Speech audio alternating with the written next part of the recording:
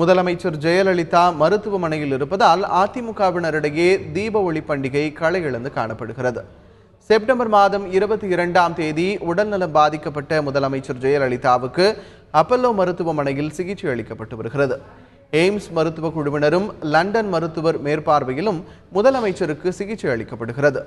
தீப ஒளி பண்டிகைக்கு முதலமைச்சர் வீடு திரும்புவார் என அதிமுகவினர் எதிர்பார்த்திருந்தனர். ஆனால் அவர் தொடர்ந்து மருத்துவமனையில் இருப்பதால் தீப ஒளி பண்டிகை நாளான இன்றும் அதிமுகவினர் அப்பல்லோ மருத்துவமனை முன்பு திரண்டுள்ளனர்.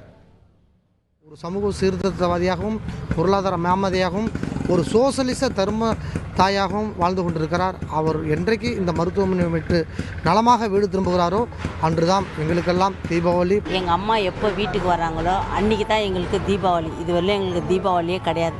நாங்கள் காலையிலேயே எழுந்திரிச்சு அப்போலோ ஹாஸ்பிட்டலுக்கு வந்துட்டோம்.